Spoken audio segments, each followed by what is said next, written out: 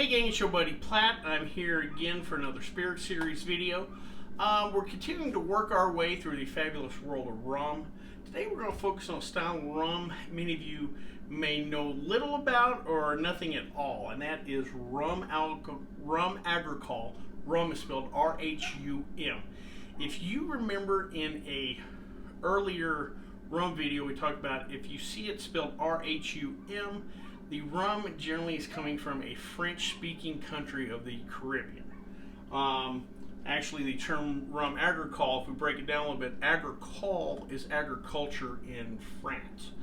Rhum Agricole is basically a French term for rum produced from fresh-pressed cane juice.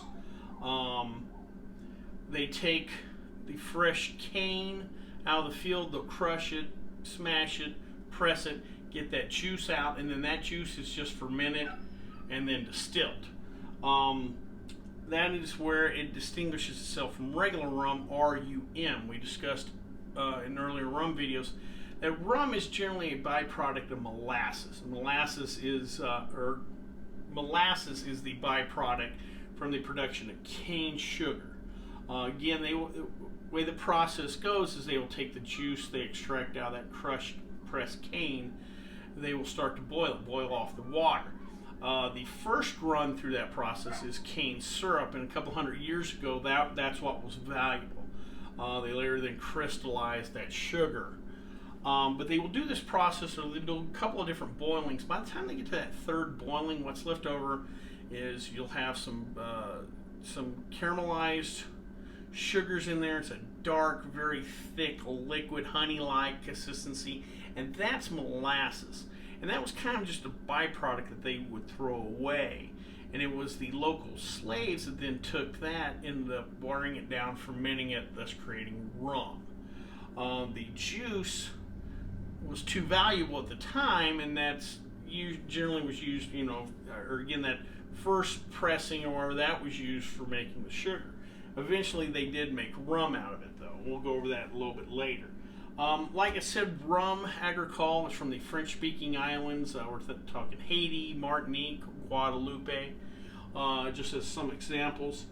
Rhum Agricole is also different from regular rum in that we talked about how rum can be made anywhere, and because of that, there's really not a lot of rules, regulations on labeling, what have you, on production. Rhum Agricole is a little different. More specifically, Rhum Agricole from Martinique. Martinique is a French department or a French territory. They still fall under the guidelines of the EU, European Union, and they also thus qualify for what's called AOC protection.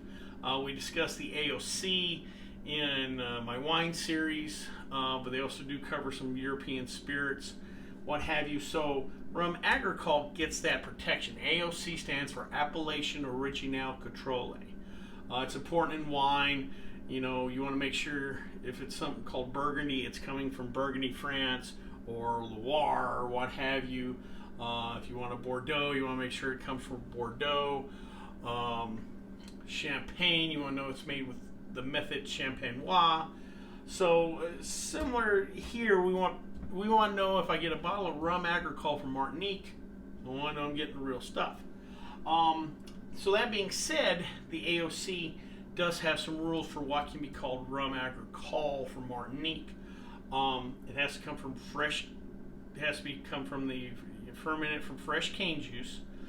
When it gets distilled, it can get distilled up to 140 proof. It must go in the bottle between 80 and 110 proof. It needs to be aged at least 3 months, and if it's aged 3 years or more, it gets the designation Rhum Vieillot. Hopefully I'm saying that right. Or the term stands old rum. A good way to think of it maybe is like an añejo rum. But so they get that distinction. They get to put this on the label. On the label of this bottle, it says Appellation Martinique Controle. Now, with that being said, they also use the term Premier Cane on the bottle too. So how did we get to Rhum Agricole if that cane juice was so valuable? Well, again, for a long time it was, but in the early 1800s, the French began to produce sugar from sugar beets. You may or may not know you could take the sugar beet and process in a way to create granulated sugar or molasses or what have you. And because that sugar beet can be grown pretty much anywhere in a lot wider variety, and it's a lot easier to grow, there became a glut of cane juice in the Caribbean, or in these French-speaking islands. Well, we got to do something with it. We can't sell it as sugar anymore. Thus, they turned to Rhum Agricole. Even though Rhum Agricole and Martinique gets an AOC protection, Rhum Agricole can be actually made anywhere else. It just can't be labeled with that AOC on there. Again, Haiti, Guadeloupe, a couple of the other French-speaking islands produce it. But now we're starting to see production in countries like Australia, Thailand, and even in Hawaii. Hawaii kind of came about the same way Rhum Agricole came about. I believe there have been a couple of sugar plants, or a sugar plant closed in Hawaii. We have excess sugar cane. Might as well bottle it. Might as well distill it and bottle it. So that's what's going on there. The particular Rhum Agricole we're going to try today is, it looks like it should say Clement, but it's Clement. Clement Rhum Blanc Agricole. Blanc lets us know that we got a clear bottle, or also as they refer to it, Premier Cane. It is produced on the habitation Clement, which was founded in 1889. Besides producing the Rhum Agricole, they also grow the cane there too. Clement does something interesting. They sponsor a specific kind of cocktail competition for a drink called a tea punch. You might see certain tequila distilleries, sponsor a margarita competition.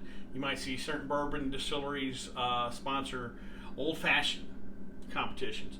Well, the drink most noted with Rhum Agricole is called a tea punch, spelled T-I punch. It's a pretty simple drink. You will use Rhum Agricole. You'll take either a little fresh cane syrup or a little fresh granulated cane sugar. You want to stick with the cane sugar. Add that, and then you want to cut the top off a lime. Top little, maybe inch wide, inch by inch, or inch and a half by inch and a half, top end of the lime. You want to get that exterior skin that has those citrus oils, that lime oil in it. You want a little bit of the pith, and you want just a little bit of the meat of the lime, and you'll throw that in there. And what they use is kind of a swizzle, almost looks like an agitator that you'd stick in there and you would stir. It kind of stirs, it kind of mashes. You're not muddling it like a caipirinha or a mojito or whatever. It's kind of a muddle, stir kind of thing you do. But that is the popular drink associated with Rhum Agricole, and Clement sponsors several of those competitions. Let's give Rhum Agricole a try.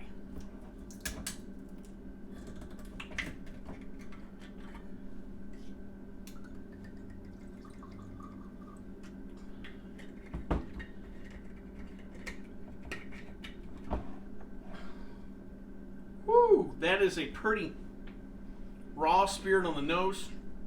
One thing I did forget to tell, these were distilled one time, so they're a little more raw.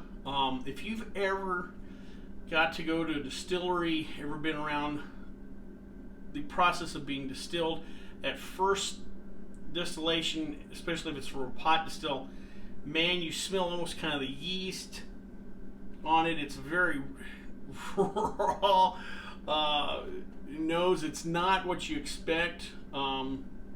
Again, this is clear. You'd say, well, that's got to be a clean spirit. It looks clean or whatever, but it's on the nose. There's a lot going on here. Let's give her a try.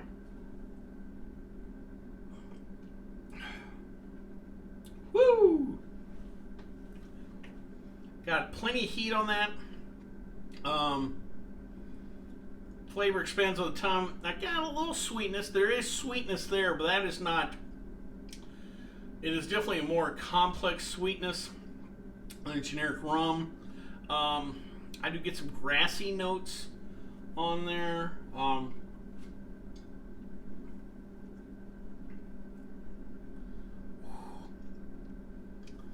Even though this is only 80 proof, there's some heat. There's a shade bit of spice on there, almost like a rye-based vodka a little bit. I mean, it's not a ton of spice. We're not talking about like a spicy Bloody Mary spice, but there's something there. A little vegetal, I think might be the term too. Like I said, just raw, wild. One of the things in the selling of Rhum Agricole is like, well, terroir is important. You taste, because we only distill it once. We're not stripping a lot of that flavor out because it's coming from fresh cane juice that's not overly processed. You're tasting that cane. And that is true. You're closer palate-wise to that product this comes from. You drink a vodka that's distilled several times, you don't know if that came from potatoes or wheat or rye or whatever. Here you get it. Here you're kind of like, okay, I almost envision being on this sugarcane plantation. Yeah, that is interesting. And now I want to try the tea punch, because I don't know if this can be used.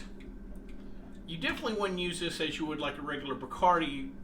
I may throw this later in a cola just to see what it tastes like, but I don't know if it works the same way. But it's very interesting taste. Actually, I'm really interested to find some aged Rhum Agricole. I bet that is really unique. Well, I hope you liked this video. If you did, please subscribe down below. Also, please like the video because it lets YouTube know I'm putting out good content. If you have any questions, comments, concerns, please leave them in the comment section, or you can always contact me on the Twitter page. Till next time, bottoms up.